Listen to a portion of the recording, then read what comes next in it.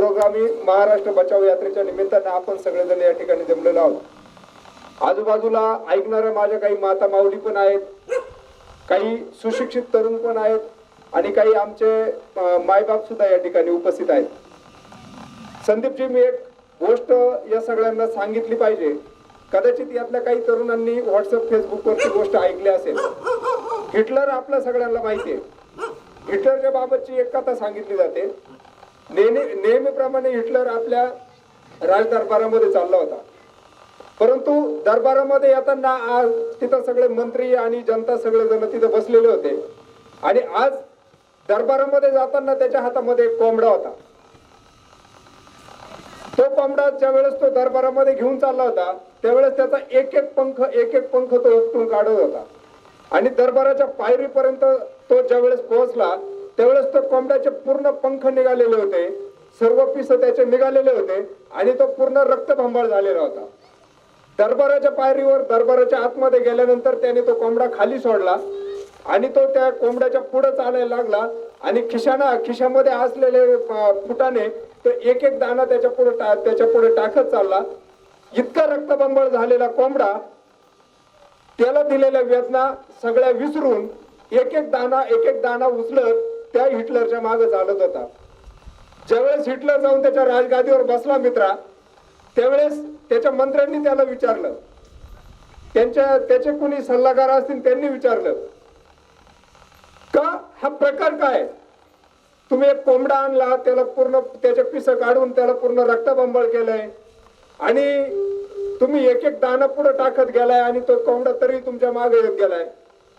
दरबाराला हिटलरनी त्यावेळेस सांगितलं, हा जो कोंबडा ज्या पद्धतीचा आहे ना, जनता ही त्या पद्धतीची आहे। या जनतेला तुम्ही कितीही दुःख द्या, कितीही वेदना द्या, पण इतके दुःख इतक्या वेदना दिल्यानंतर सुद्धा संदीपराव ज्या वेळेस लाभाच्या योजनांचे किंवा आश्वासनारूपी दाणे तुम्ही त्यांच्या पुढे एक एक टाकत जाताना त्यावेळेस ते समाज त्याला झालेलं सगळं दुःख विसरून त्या कोंबड्याप्रमाणे तुमच्या मागे चालत येत असतो आणि हे दुर्दैव आपल्या पुरोगामी महाराष्ट्राचं, पुरोगामी अकोल्याचं आणि पुरोगामी देशाचं आहे।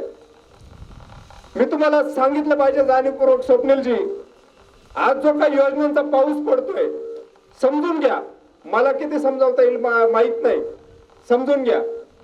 आज योजनांची काय परिस्थिती आहे, आज यांनी लाडकी बहीण योजना काढली, आज यांनी लाडका भाऊ योजना काढली, काय योजना आहेत ह्या आणि काय योजना काढल्या समजून घ्या। मध्य प्रदेश राज्यामध्ये त्या सरकारने लाडकी बहीण योजना काढली आणि त्या अशा योजनांमुळे ते राज्य हे प्रचंड तोट्यामध्ये गेलेले, प्रचंड कर्जबाजारी झालेले। त्या ठिकाणी लाडक्या बहीण सारख्या योजनेमुळे तिथं सत्ता आली म्हणून आताच्या बीजेपी आणि RSS, जसं स्वप्नीलजींनी सांगितलं, ढोंगी, विषप्रवृत्ती, देशद्रोही आणि धर्मांध पद्धतीचं हे जे काही सरकार आहे, या सरकारने तिथं सक्सेस झालेला प्रयोग हा महाराष्ट्रामध्ये राबवायचा संदीपजी काही दिवसापूर्वी निर्णय केला आणि लाडकी बहीण योजना त्यांनी महाराष्ट्रामध्ये आणली। काय योजना आहे, 1500 रुपये आपल्या सगळ्यांच्या माता माऊलींना ते 1500 रुपये दर महिन्याला देणार। गणित समजून घ्या मित्रांनो, याच्यानंतर एक शेवटची सभा, एक 2-5 मिनिटं तुमचा सगळ्याचा वेळ मी घेतो, समजून घ्या, याच्या मागचं गणित समजून घ्या। 1500 रुपये ते तुम्हाला प्रत्येकाला दर महिना देणार आहे।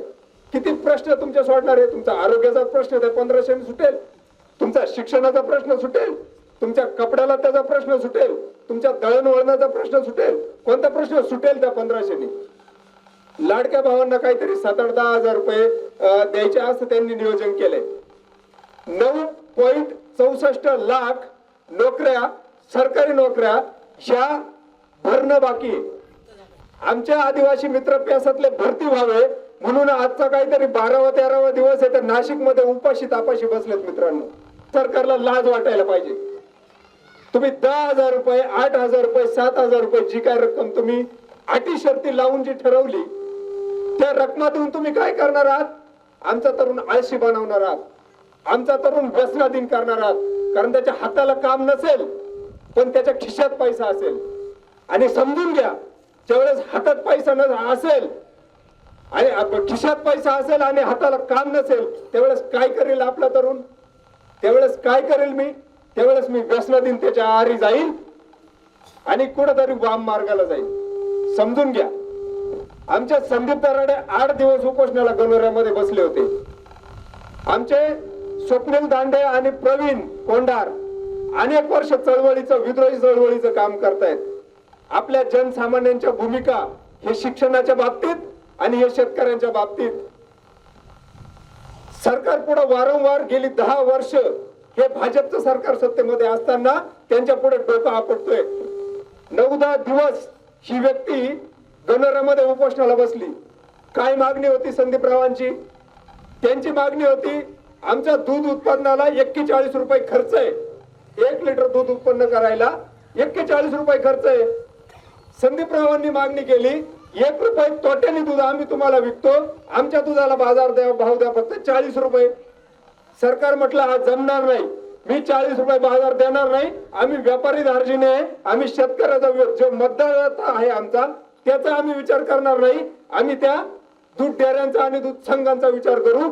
त्यांच्या पुढे आमचं काही चालत नाही, त्यांच्या पुढे आम्ही माथा टेकलेला आहे. सरकार म्हटलं आम्ही 30 रुपये बाजार देऊ, 5 रुपये आम्ही अनुदान देऊ. मित्रांनो, हे ज्येष्ठ लोकांना आठवत असेल 10 वर्षापूर्वीचा काळ आठवा. हे जे राजूरचं प्रकल्प ऑफिस आहे ना, ज्यावेळेस काँग्रेस आणि राष्ट्रवादीची सत्ता होती, संदीपराव त्यावेळेस सगळ्या आमच्या आदिवासी समाजाच्या तिथं लाईनच्या लाईन लागायच्या, बाजार भरायची, इतक्या योजनांचा पाऊस त्या ठिकाणी होता. जर तुम्ही खाली अकोल्याकडे गेले तर पंचायत समिती आणि तालुका कृषी मध्ये शेतकऱ्यांच्या रांगाच्या रांगा असायच्या. समजून घ्या मुद्दा. इतक्या योजनांचा पाऊस त्यावेळेस असायचा. 10 वर्षामध्ये यातले किती जण प्रकल्प ऑफिसला गेले? 10 वर्षामध्ये किती जण यातले कृषी ऑफिसला गेले? 10 वर्षामध्ये किती जण यातले पंचायत समितीच्या ऑफिसला गेले? मित्रांनो, समजून घ्या. यांच्याकडं लाडकी बहीण योजना आम्ही म्हणत नाही तिला, आम्ही तिला म्हणतो लाडकी खुर्ची योजना, जी फक्त सत्ता करण्यासाठी आहे. अशा योजना ज्या काही काळामध्ये बंद पडणार आहे. जसं आमचे संदीपजी दराडे गेल्या काही दिवसापासून लढा देत आहे. आमचे स्वप्नील दांडे असतील, प्रवीण कोंडार असतील, अनेक वर्ष लढा देत आहे. 2 महिने रस्ता गेला उकडून. सभा मंडप केले, लागले गळायला. 10 लाखाचा सभा मंडप 2 लाखात पूर्ण केला, 8 लाख कमिशन मध्ये गेले. बघा, हिटलरच्या कोंबड्यावर येतो. इतक्या सगळ्या वेदना तुम्हाला देऊन आता 1500 रुपयाची योजना येईल. आता तुमच्यासाठी लाडक्या भावांची योजना येईल. आणि हे सरकार पुढचे 5 वर्ष पुन्हा तुम्हाला सगळ्यांना रक्त भंबाळ त्या कोंबड्यासारखं करण्यासाठी सज्ज राहील. त्याच्यामुळे मित्रांनो, मला तुम्हाला आव्हान आहे, हे जे काही धर्मांध सरकार आहे, या धर्मांध सरकारला आपण सगळ्यांनी विरोध केला पाहिजे. याच्यानंतर मी विनंती करेल, आपण काही या ठिकाणी तरुण आहे, या ठिकाणी आमचे ज्येष्ठ व्यक्ती पण आहे.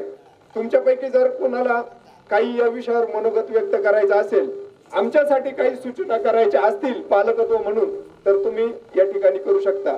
माझा एक प्रश्न तुम्हाला राहील, ज्यावेळी त्या RSS आणि भाजपच्या सरकारच्या मांडीवर जाऊन जे काही आपले तालुक्याचे लोकप्रतिनिधी बसलेले आहेत, त्या लोकप्रतिनिधींना संदीपरावांनी जसं सांगितलं तसं आपण जाब विचारला पाहिजे. 2 महिन्यात तुटतील असे रस्ते तुम्ही केले. पहिल्याच पावसाळ्यामध्ये गळायला लागले असे सभा मंडप तुम्ही केले. आमच्या दैनंदिन जीवनाचा प्रश्न तुम्ही सोडवला, आमच्या रोजच्या खाण्याचा प्रश्न तुम्ही सोडवला, आमच्या मुलांच्या शिक्षणाचा प्रश्न तुम्ही सोडवला. आमच्या कुटुंबामध्ये एखादा जर व्यक्ती आजारी पडला, एखादा वृद्ध असेल, त्याच्यासाठी दळणवळणाचा प्रश्न तुम्ही सोडवला. 62 बसेस या तालुक्यामध्ये होत्या, आज 35 बसेस फक्त तालुक्यामध्ये आहेत. त्या 35 बस मध्ये 30 बस ह्या व्हेंटिलेटरवर आहेत. बस येते तुमच्या गावात, कशा येतील?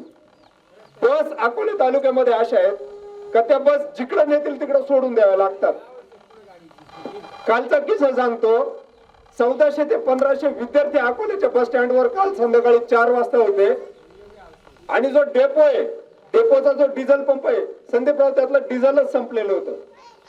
अशी वाईट अवस्था या सरकारच्या काळात झालेली आहे. ठामपणाने या बीजेपीच्या मांडीवर जाऊन बसलेल्या विद्यमान आमदारांना माझा प्रश्न आहे, जर तुम्ही विकासाच्या वाटेवर तिकडे गेलात आणि तालुक्याला सांगत आहात का आम्ही विकास करण्यासाठी त्या ठिकाणी गेलोय, धर्मांध लोकांच्या मांडीवर जाऊन आम्ही बसलोय, माझा प्रश्न आहे आमदारांना, सामान्य जनतेचे हे प्रश्न तुम्ही जे तळागाळातले प्रश्न ते सोडवले. तुम्ही 2 महिने टिकेले एवढा रस्ता केला, इलेक्शन संपल्यानंतर पुन्हा त्याच्यावर डांबर टाकू असं तुम्ही सांगताय, मूर्ख बनवताय. माझी विनंती राहील आपण सगळ्यांनी हे जाब येणाऱ्या काळात आमदार किंवा कुठलाही मंत्री इथं आल्यानंतर विचारलं पाहिजे. तरुणांना एक प्रश्न विचारायला विसरू नका. 13 दिवस जे उपोषणाला बसलेत ना आपले आदिवासी बांधव, त्यांच्या घरच्या अशा हाई मोकलून रडत असतील, आमचं पोरग घरी येईल का नाही, त्याच्यासाठी तुम्ही काय केलं? सरकार का बाजू मांडली का? सरकारला सांगितलं का जर तुम्ही त्या आमच्या आदिवासी बांधवाचा जर विचार करणार नसाल, उपोषणाला बसणारा, तर मी राजीनामा देईल, ही भूमिका तुम्ही घेतली का? हे जाब खर तर आपण विचारलं पाहिजे. कारण आपल्या मतदानावर ते एवढे मोठे आज झालेले, जे वर्गणी काढून मोठे केलेले आमदार आज स्वतःच्या खर्चाने, संदीपराव मी पाहतोय लाखो रुपयाचे नुसते फेसबुकवर ते रील बनवताय, कार्यक्रम करताय. वर्गणीवर निवडून आलेले आमदार जागे व्हा, डोळे उघडे ठेवा, येणाऱ्या काळामध्ये व्यवस्थितपणाने सामोरं जा. साई दृष्टी नेत्रसेवा चष्माघर अकोले शहरातील सर्व अत्याधुनिक सुविधा उपलब्ध असलेले एकमेव अद्ययावत शोरूम म्हणजेच साई दृष्टी नेत्रसेवा चष्माघर. आमच्याकडे Titan, Fastrack, Puma, Oakley, Velocity, CK, RayBan, ID, Vogue, Police, Stepper, Scott, Carrera, Tommy Hilfiger, Killer, Crizal, Zeiss, Prime, Bronzer, Yash, Bausch and Lomb, Johnson and Johnson, Alcon आदी कंपन्यांच्या फ्रेम्स, सनग्लासेस, लेन्सेस व कॉन्टॅक्ट लेन्सेस योग्य दरात उपलब्ध. तसेच Titan company लेन्सेसचे एकमेव अधिकृत विक्रेते. आता अकोल्यात प्रथमच ऑटो मशीनद्वारे चष्म्याची रोबोटिक फिटिंग. प्रोग्रेसिव्ह चष्म्यासाठी डोळ्यांचे व चष्म्याचे अचूक मोजमाप करण्यासाठी जाईस कंपनीचे सॉफ्टवेअर असलेला ऍपल कंपनीचा टॅब. तज्ञ ऑप्टोमेट्रिस्ट कडून कॉम्प्युटरद्वारे डोळ्यांची मोफत तपासणी, डोळ्यांची मायक्रोस्कोपिक तपासणी, काच बिंदूचे अचूक निदान करण्यासाठी डिजिटल टोनोपेनद्वारे डोळ्यांचे इंट्राऑक्युलर प्रेशर मोजणे, पॅकीमीटरद्वारे बुबुळाची जाडी मोजणे, कॉन्टॅक्ट लेन्सेसच्या अचूकतेसाठी कॅरेटोमीटरद्वारे बुबुळाचं मोजमाप करणे आदी अत्याधुनिक सुविधा उपलब्ध असलेले अकोले शहरातील एकमेव चष्माघर. आपल्या अनमोल डोळ्यांच्या समस्येसाठी बिर्ला आय हॉस्पिटल नाशिक यांच्या माध्यमातून तज्ञ डॉक्टर दर गुरुवारी सकाळी 10:30 ते 3:30 पर्यंत साई दृष्टी नेत्रसेवा चष्माघर इथे उपलब्ध राहतील. आमचा पत्ता साई दृष्टी नेत्रसेवा चष्माघर, अकोले बस स्थानकाच्या मागील बाजूस, जय महाराष्ट्र हॉटेलच्या पाठीमागे, अकोले, तालुका अकोले, जिल्हा अहमदनगर. संपर्क 91 36 52 93 93.